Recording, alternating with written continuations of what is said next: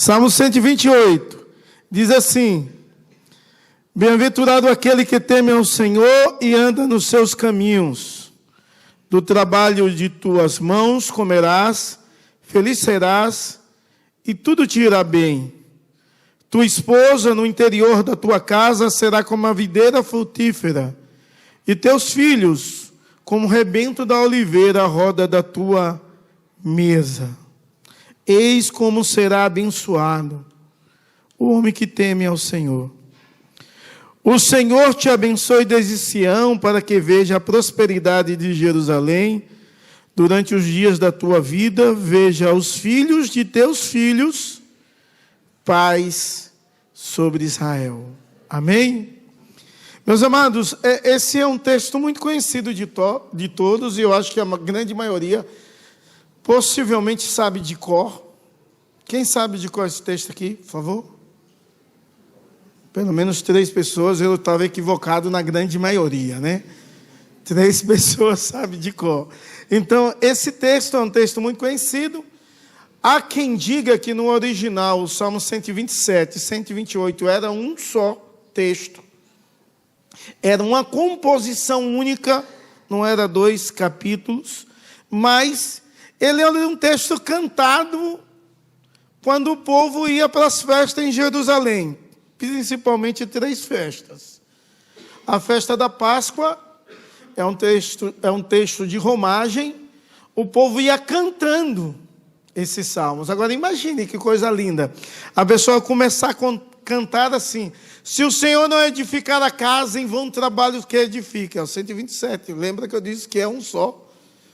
E cantando essas coisas, e quando chegava no 128, declarando a bênção de Deus sobre a sua família, como isso é algo extraordinário. Também na festa de Pentecostes, eles iam cantando esse e outros salmos de romagem, também como na festa do tabernáculo.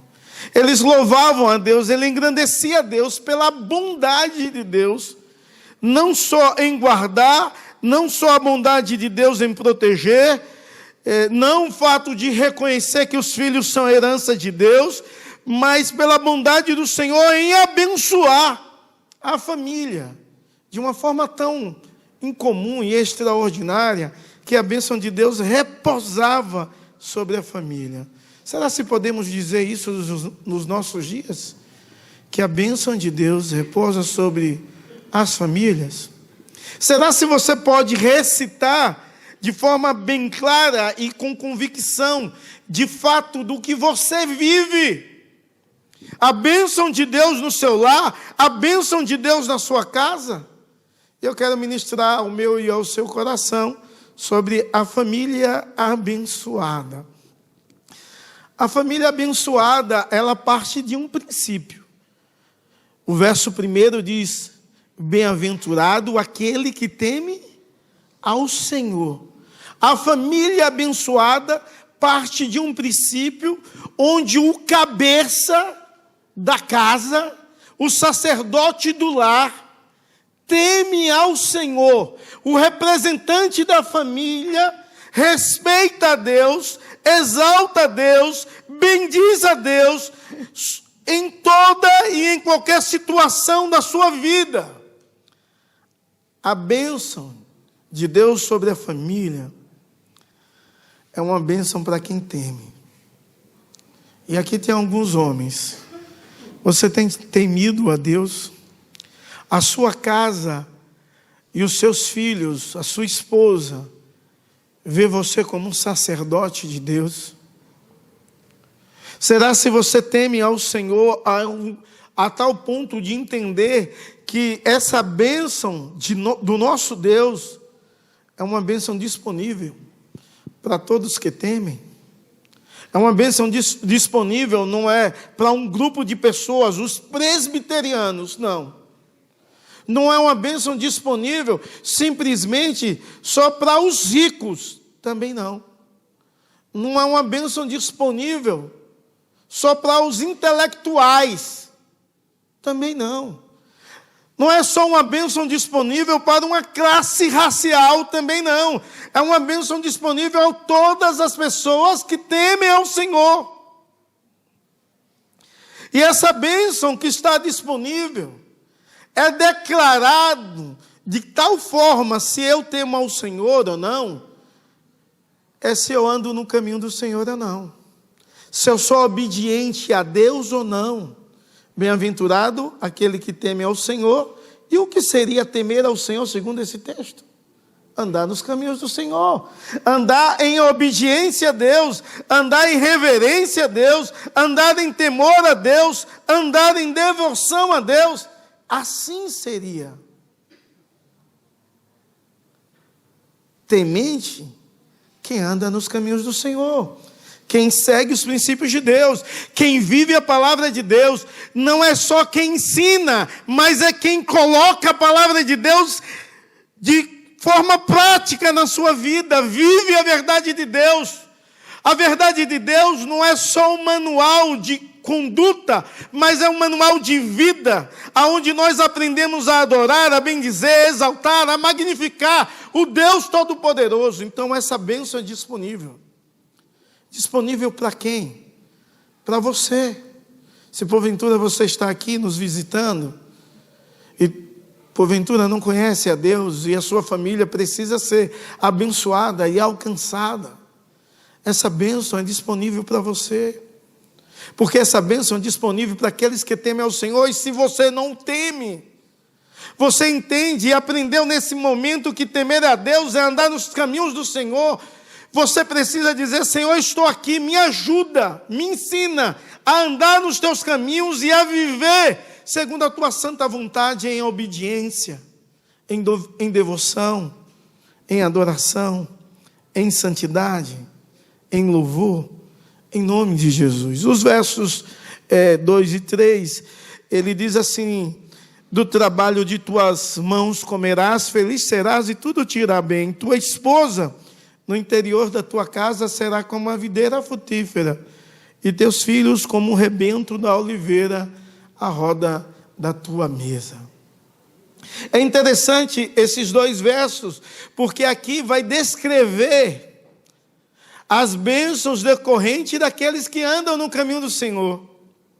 E quando ele vai descrever as bênçãos, ele diz assim, do trabalho da tua mão comerás. Sabe, o seu trabalho é fruto da providência de Deus, é fruto do cuidado de Deus, é fruto do amor de Deus. Então, do trabalho da tua mão comerás, feliz serás, e tudo te irá bem. Sabe, quantas pessoas não olham o trabalho como uma bênção de Deus? Eu já vi pessoas dizer e falar mal do trabalho, dizer: quem é que inventou o trabalho? Nós sabemos que foi Deus no mandato cultural. Quando nós lemos Gênesis, vemos que Deus fez o trabalho, e ele diz ao homem que o homem deveria guardar e cultivar da terra. Foi o primeiro trabalho que o homem teve, guardar e cultivar da terra. Agora imagine, essa sociedade agrícola está ouvindo esse texto pela primeira vez e estão repetindo pelo menos 3 vezes ao ano, cantando em romagem. E eles se deparam com a ideia: do trabalho de tua mão comerás e feliz serás. É a ideia que o trabalho é uma bênção de Deus, e aqueles homens não deveriam esquecer que o trabalho de plantar em uma sociedade agrícola, que era muito árduo, algumas vezes com sol quente, algumas vezes com espinho para ser arrancado, e tinha de adubar a terra e lançar a semente sem saber se a semente ia germinar ou não. Precisava acreditar naquilo, que Deus estava no controle de todas as coisas. O Senhor Deus Todo-Poderoso diz que a bênção descrita começa pelo trabalho. Então, se você tem um trabalho, se você acha que você ganha pouco, O trabalho é bênção de Deus. Se você tem um trabalho, tem trazido desse trabalho sustento para a sua casa, você tem de compreender a verdade, a veracidade dos princípios de Deus para a sua vida. Entender de forma tão clara e extraordinária, entender que Deus o fez para trabalhar. E é feliz quem vive do trabalho, ou seja, quem não rouba de ninguém, mas quem tem uma integridade, trabalha e entende que o trabalho é uma descrição da bênção de Deus. Está cansado com o seu trabalho?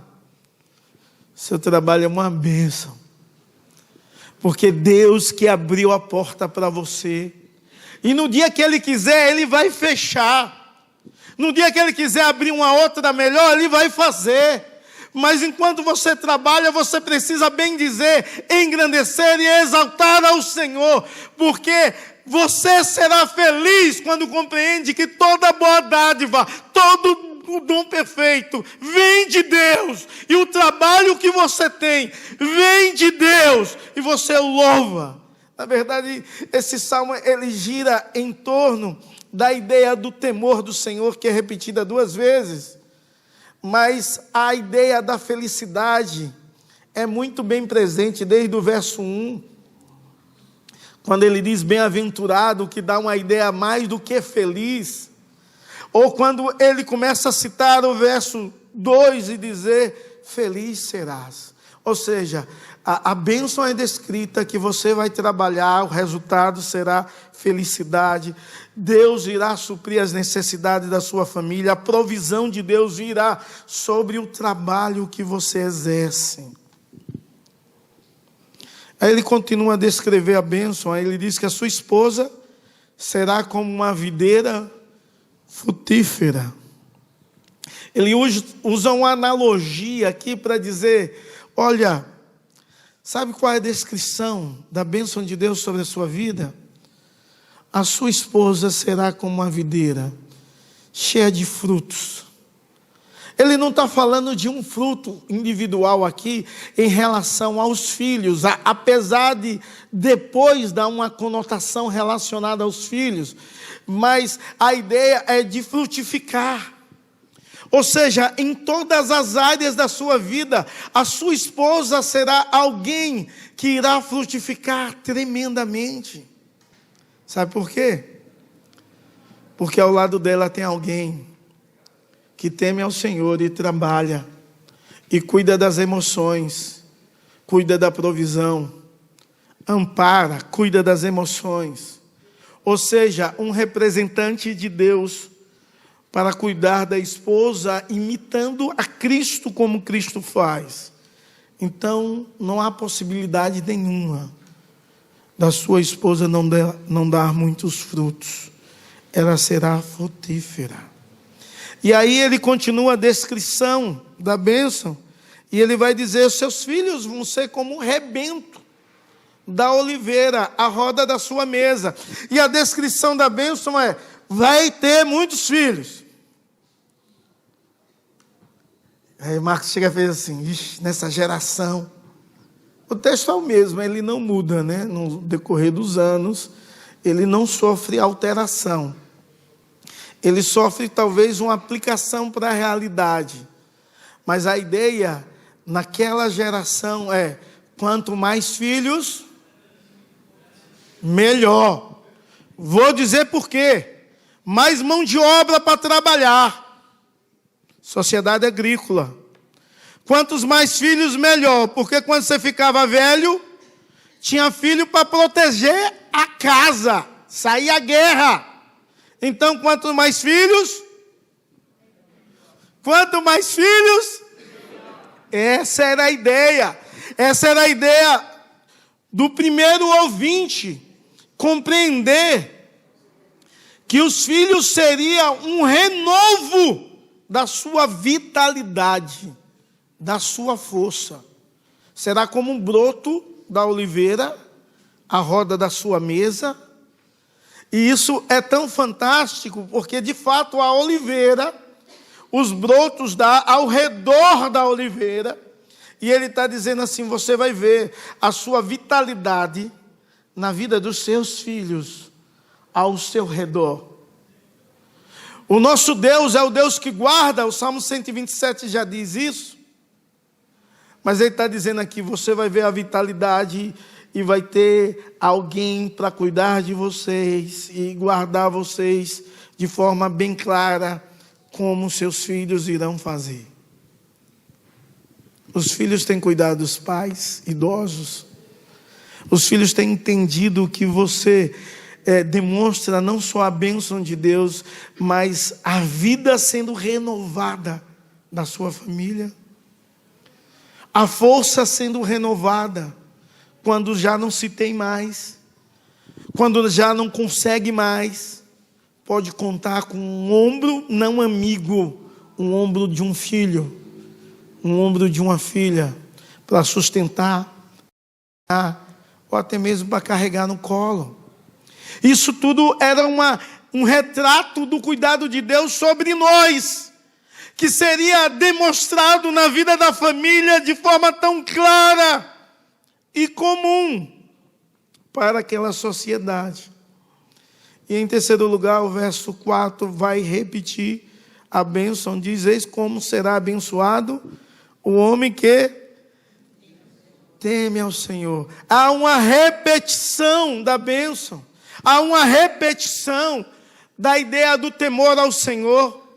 Há uma repetição para dizer que tudo que vem de Deus, tudo que Deus abençoa, faz com que o homem seja um sacerdote, a mulher seja abençoada e os seus filhos sejam um renovo. A demonstração da vitalidade tão grande e tão tremenda que diz: é necessário repetir. Você precisa temer ao Senhor. Porque ouvir as descrições da bênção é muito bacana, entender como Deus abençoa o trabalho que temos, como Deus abençoa a esposa, como Deus abençoa os filhos, apesar de não estar citado o nome claramente homem, mas dá uma alusão ao homem. E aqui é repetido a bênção. Temer a Deus é andar nos caminhos do Senhor. O homem que teme, que anda nos caminhos do Senhor é abençoado. O homem que respeita a Deus, que reverencia a Deus, que adora a Deus, ele é abençoado. É claro que a prosperidade aqui descrita não é uma prosperidade de riqueza.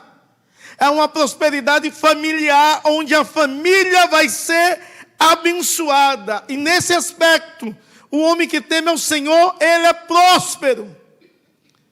E vamos ser sinceros, existe mais prosperidade no mundo do que você ver os filhos dos teus filhos gozar sobre paz em Israel, bem encaminhado no caminho do Senhor, adorando a Deus, bendizendo ao Senhor.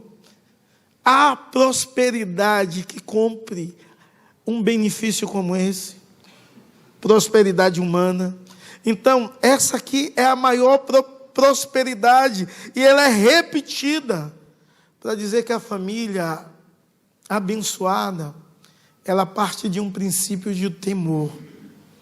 Não só onde o homem teme, mas a sua esposa teme e os seus filhos temem, como se fosse, eles veem o amor de Deus no marido, a mulher reproduz o amor e os filhos também reproduzem esse amor. Essa ideia de temor é tão forte, ao tal ponto do verso 5 pronunciar a bênção do Senhor. Diz: o Senhor te abençoe desde Sião, para que veja a prosperidade de Jerusalém durante os dias da tua vida, veja os filhos de teus filhos, paz sobre Israel. A bênção pronunciada aqui é algo tão maravilhoso que ele diz: olha, a bênção pronunciada é uma bênção tão grande e grandiosa, que o Senhor vai te abençoar desde Sião, para que você veja a prosperidade de Jerusalém. Ou seja, é claro que na mente do povo de Israel, que ia cantando em romagem para Jerusalém, sabia que Sião era uma cordilheira de montes, e um dos montes ficava Jerusalém. Mas não era o monte mais alto, Jerusalém. E aí traz consigo a ideia que a bênção do Senhor vem do lugar mais alto até nós de uma forma tão extraordinária que o maior abençoa o menor. O Deus Todo-Poderoso vem com sua bênção sobre o seu povo.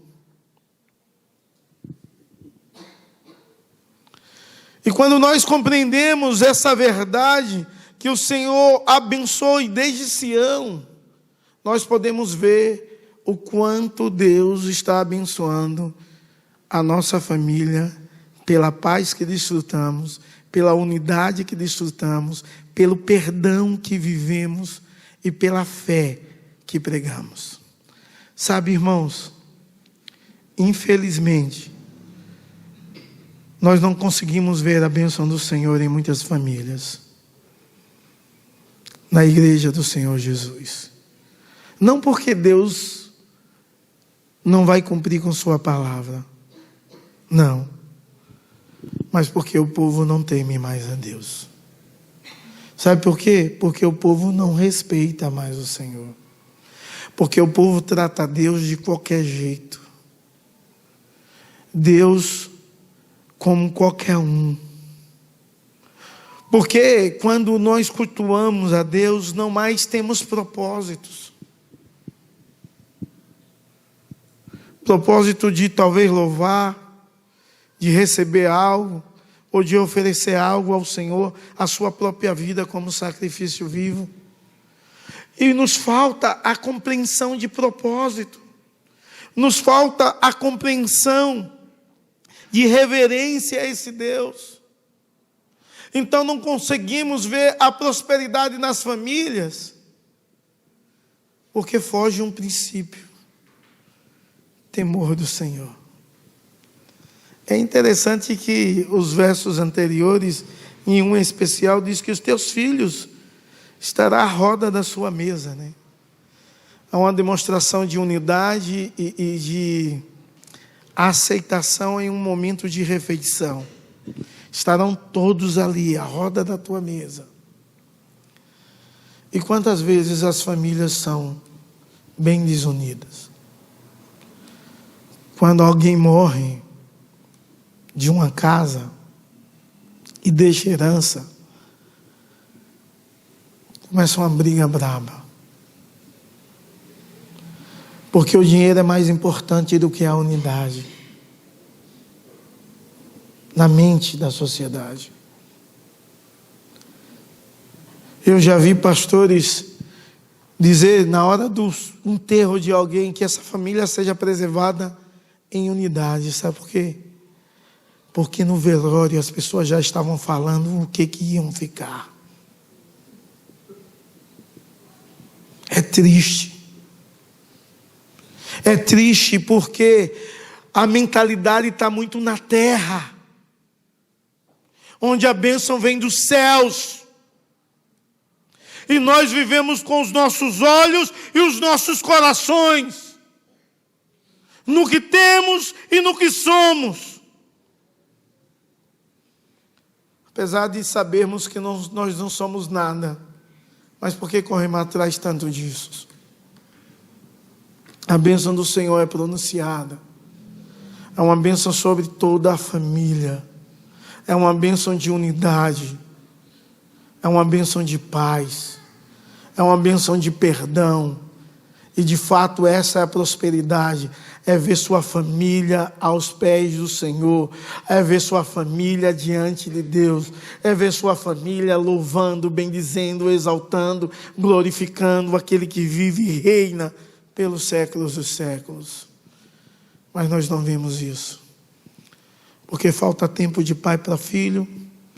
Falta tempo de mãe para filho.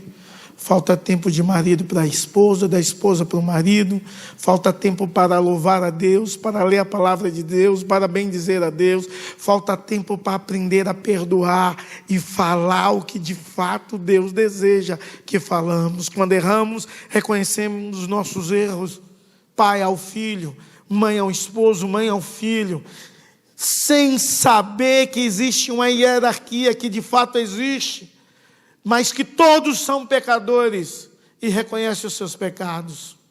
Sabe, irmãos, a igreja do Senhor Jesus Cristo precisa entender o que é mais importante. Tem gente que acha mais importante ministério do que a família, e muitos pastores perdem a família, porque acha que o mais importante é ministério. Isso é idolatria. O mais importante é Deus Todo-Poderoso, depois o nosso lar, depois a nossa casa, depois o nosso serviço prestado ao reino de Deus. E algumas vezes nós queremos abençoar todos, e o nosso lar. Você tem abençoado? O seu lar você tem abençoado? Você tem reconhecido os seus erros diante dos seus?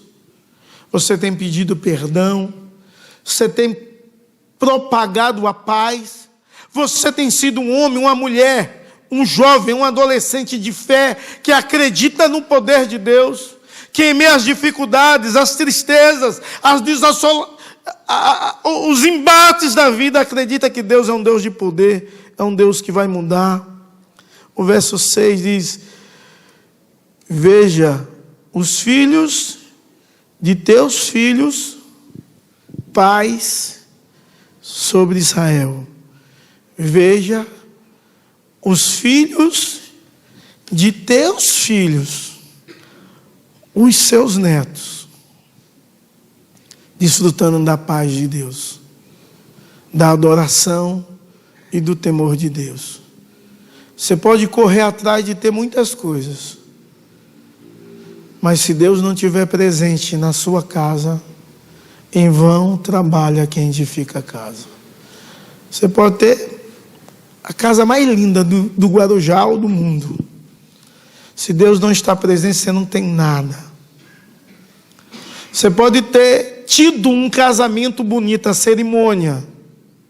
Se Deus não estiver presente lá no seu casamento, só vai ser desgraça. Você pode ter tido muitos filhos. Se Deus não estiver presente na educação, será maldição. E quantas vezes nós colocamos a criação a outras pessoas? Outro tem de criar. Vamos contratar uma babá. Vamos contratar, tem gente que tem mais dinheiro e diz assim, vamos contratar logo 2. Quem deve criar os filhos são os pais. Quem deve educar são os pais. Eu vi uma vez um médico dando um presente à babá dele.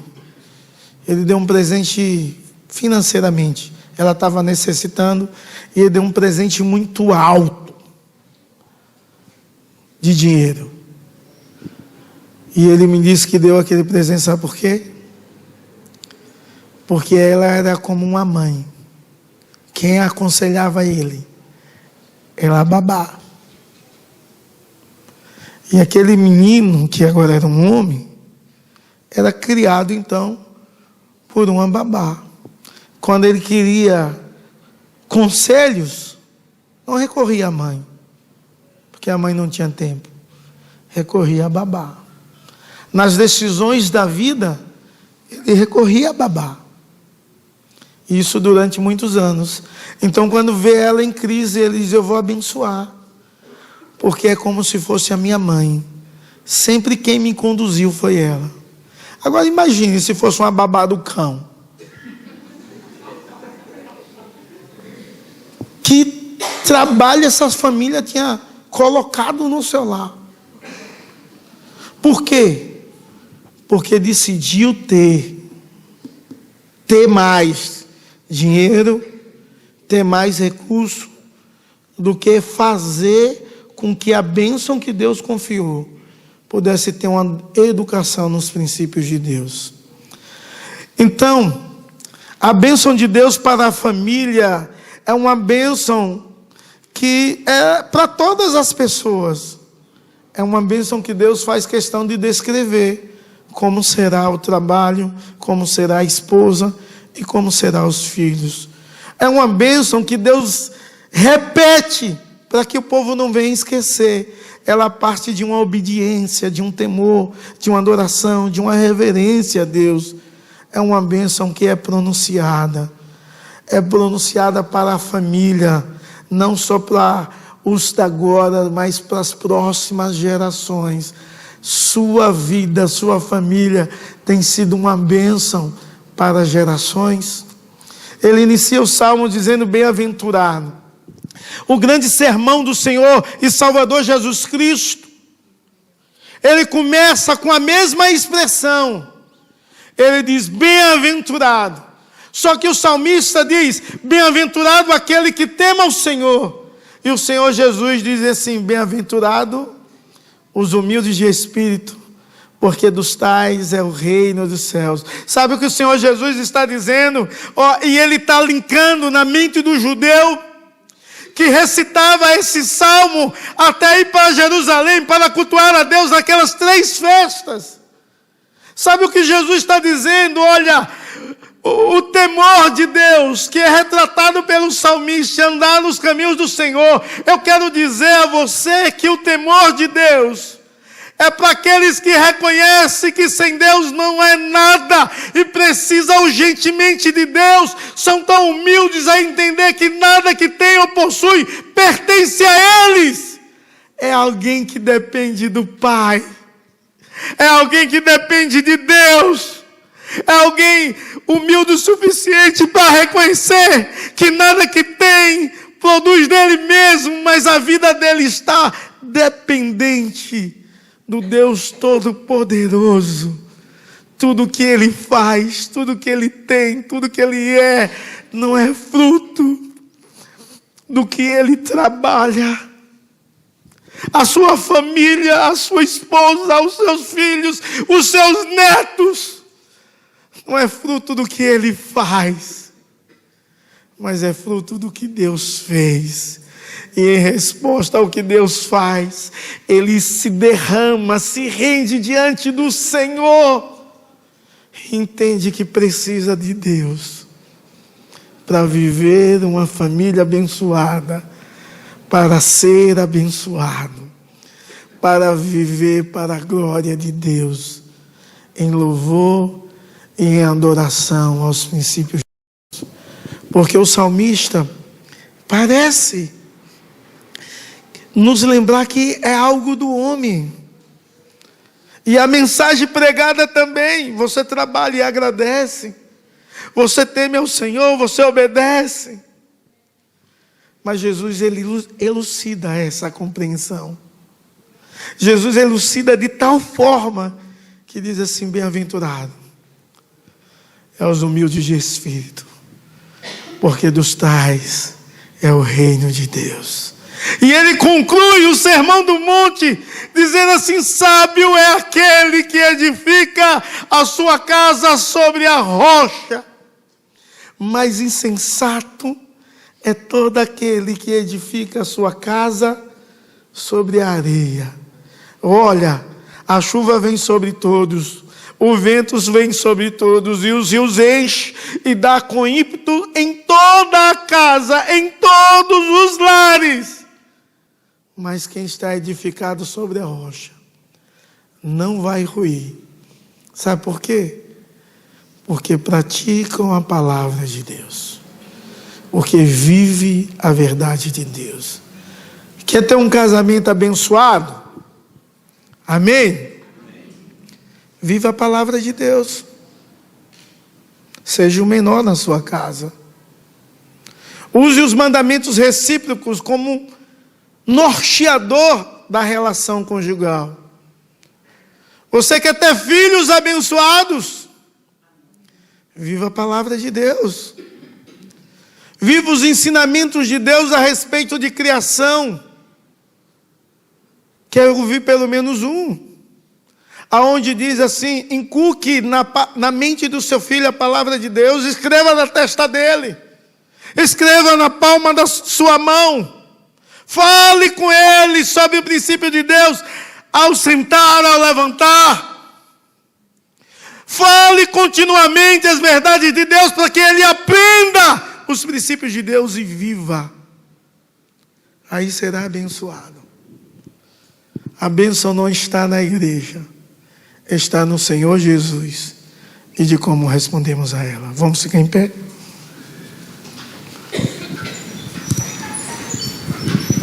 Vamos orar?